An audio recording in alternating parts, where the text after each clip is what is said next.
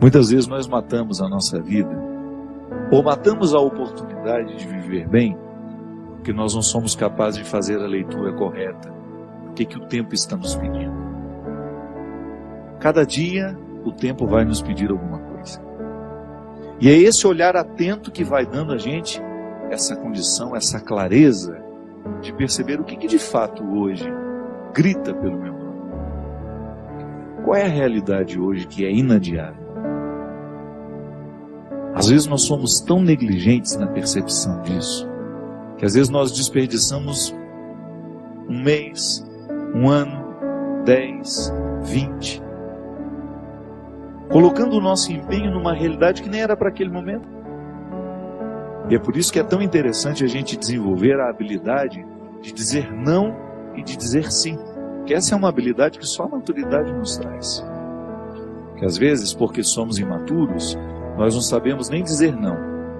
Não sabemos olhar as urgências do tempo. Então a gente vive para agradar o outro. Antes de agradar o outro, você precisa perceber o que a vida está pedindo de você. Que nem sempre aquilo que o outro, aquilo que você pode fazer para agradar o outro, está em consonância com aquilo que a vida está pedindo de você. Mesmo que para a gente crescer, nós temos que ter coragem de cortar muitas coisas. A Sagrada Escritura diz: tempo de matar, tempo de fazer nascer. Tudo depende da percepção para olhar o momento presente e descobrir o que de fato merece o nosso empenho. Quantas vezes eu na minha vida me empenhei no lugar errado, na questão errada, e depois não tem como ser feliz, sabendo que o meu empenho não foi onde deveria ter me empenhado. Não há possibilidade de eu me sentir realizado, de sentir-me bem com as minhas escolhas, porque o que vai fazer com que eu me sinta bem é olhar para o contexto das minhas escolhas e ficar confortável com aquilo que foi escolhido. Nós estamos muito estranhos a nós. Não é estranho com o outro, não. É estranho a nós mesmos. Eu preciso colocar alma em tudo aquilo que sou eu, até na casa onde eu moro. E a vida tem me ensinado que a casa não é um aglomerado de paredes. A casa é um sentimento que me ocorre. Não é só uma construção material. Quando eu entro dentro daquelas paredes que eu construí com o meu trabalho, ali eu identifico a alma que me sustenta. É um sentimento que me ocorre. Quando a gente abre a porta da casa, quando a gente entra, é um sentimento bom que nos ocorre. Isso é alma.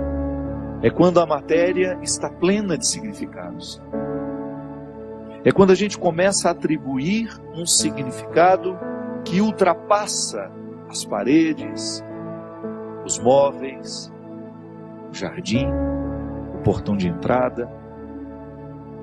E é interessante que a qualidade da nossa vida depende, está intimamente ligada à nossa capacidade de depositar alma nas coisas. Eu não estou falando dessa alma, do significado mais profundo da nossa vida, dessa dimensão espiritual que que me conecta com a eternidade. Não. Eu estou falando de tudo aquilo que vive e que faz sentido à matéria. Traz sentido àquilo que é material. Então a gente usa de maneira inadequada o termo alma. Perceber que os meus objetos estão perpassados por um significado que ultrapassa a matéria. Como dizia Rubem Alves, existem coisas que são mais que coisas, são coisas que nos fazem lembrar. Isso é, virar um sacramental. Da mesma maneira como eu trago uma lembrancinha da viagem, aquilo é para mim apenas um sacramental de alguma coisa que foi boa, que foi vivida, que foi experimentada, que me fez bem. Na minha oportunidade de colocar alma neste corpo, nessa oportunidade única que eu tenho de viver diariamente bem a minha vida e assim inflar ar em tudo isso, da mesma maneira como eu percebo essa outra alma da minha casa quando chego de um sentimento que me ocorre. O viver bem, me trazendo a consciência de que hoje, quando eu observo as urgências da minha vida e me empenho, eu estou colocando alma no meu corpo. Agora, quando eu percebo que eu não estou fazendo, que eu não estou me empenhando para viver bem, eu estou sim fragilizando os recursos da minha alma, que são justamente para me ajudar a viver bem a própria vida do corpo. E nós muitas vezes negligenciamos a observância do tempo, como na Escritura que diz: tempo de chorar e tempo de rir. Há momentos que a própria vida te mostra a necessidade de chorar, de jogar para fora os seus excessos, de não ter medo da tristeza, de permitir que essa tristeza cave dentro de nós as suas riquezas e que nos ajude a encontrar a pedra preciosa que só o sofrimento poderia nos levar a conhecer. Depois vem o riso. O riso não nasce por acaso. A gente já cantava aquela música também, né? Ando devagar porque já tive pressa e trago esse sorriso porque já chorei demais. O sorriso é o resultado da lágrima bem chorada. O sorriso é o resultado final de um processo de luta que nós estabelecemos, de observar dia a dia qual é o empenho que aquele dia me pede, o que hoje eu preciso fazer para ter o direito do sorriso amanhã. E é bom, você sabe por quê? Porque à medida em que nós estamos passando o perrengue, sabendo que ele será construtivo, já nascem pequenos sorrisos ao longo desse processo. Quando a gente fala de um sorriso final, é apenas a metáfora de um processo bem feito, bem vivido. Tempo de abraçar, tempo de se afastar. Quanto sofrimento, né? Em perceber o distanciamento como necessário ao crescimento do outro. É aquele filho que vai embora para estudar. Não dá para reter filhos. Por isso que é tempo de abraçar, é tempo de cuidar, é tempo de estar junto. E vai chegar um momento em que esse afastamento será necessário para o próprio curso da vida. Depois volta. Mas no primeiro momento a gente precisa do distanciamento. Quando nós observamos o movimento do tempo e as suas urgências, a gente entra dentro do contexto de uma sabedoria irrenunciável à nossa realização humana. Tempo de rasgar, tempo de costurar.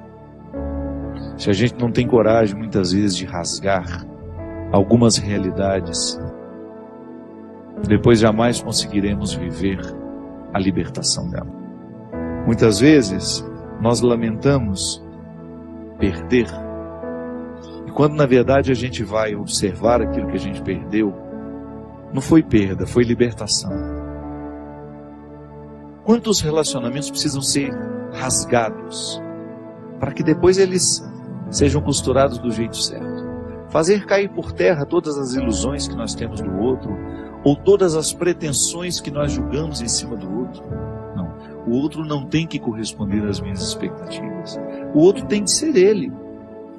A vida sempre vai pedir de nós calma, paciência, porque com pressa nós passamos por cima de todas essas necessidades e não somos capazes de reconhecê-las. Que às vezes a vida não está dando certo, é porque você nem sabe exatamente o que você está precisando. Às vezes nós ficamos tão aflitos, tão angustiados, e não sabemos por quê. Faltou chegar ao ponto-chave, onde de fato está iniciando o conflito. Paciência, né?